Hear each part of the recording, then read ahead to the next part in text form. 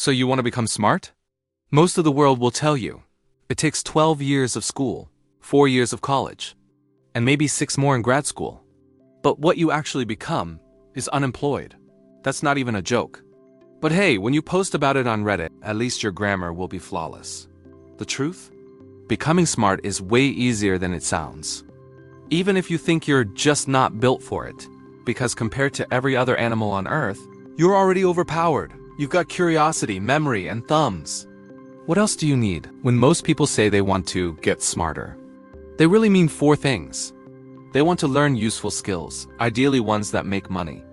They want to solve problems, preferably ones that get them paid. They want to understand complex ideas and flex them for a little social dominance. And they want to sound smart just enough to earn respect, but not so much they sound unbearable. But the problem? Most get smarter advice online is either so vague only Oprah could follow it, or so generic it sounds like it was written by a fridge magnet. Eat blueberries, drink black coffee, sleep more. Yeah, great, but at some point you actually have to learn something. Even geniuses didn't become brilliant through kale smoothies and brain supplements. Some of them barely slept and still changed the world. So let's skip the clichés. You want to become smart? Start with one word, read. Now wait, what kind of reading? It depends. Fiction makes you faster at processing words, builds empathy, and expands your imagination. It's like having 1,000 imaginary friends who never leave you on read. Non-fiction, though, that's your weapon. It's what turns curiosity into competence. It gives you real knowledge you can casually drop into conversation like a grenade. For example, someone says, humans evolved from chimpanzees. If you've read even one anthropology book, you can respond, yeah, it's wild. Humans and chimps actually evolved side by side, not from each other. Here you are. You sound smart and grounded, but here's the golden rule.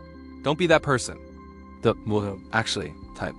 That phrase is the verbal equivalent of stepping on a Lego. Instead, say, yeah, and it's interesting. I read that. You stay confident, not condescending. That's how you get real respect. Now, where do you find the right books? Forget the same 5 books every influencer recycles.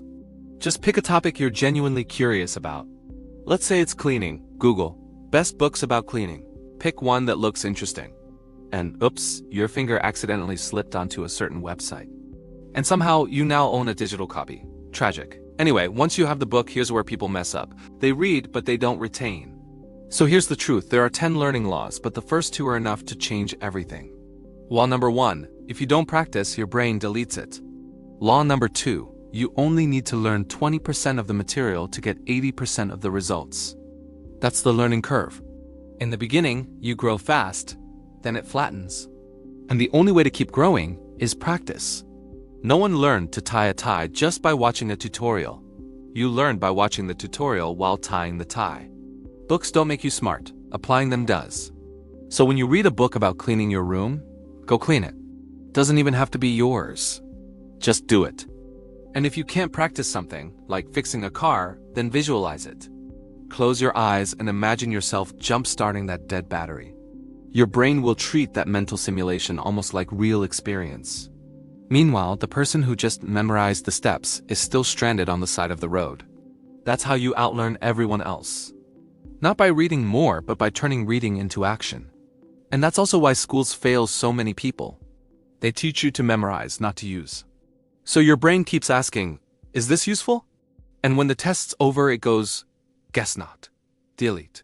You fix that with practice, real or imagined. Write your own questions. Quiz yourself. Pretend the stakes are high. Name the parts of a human cell or fall off a cliff. Your brain loves stakes. It remembers what matters. Because that's what intelligence actually is, making information useful enough to keep.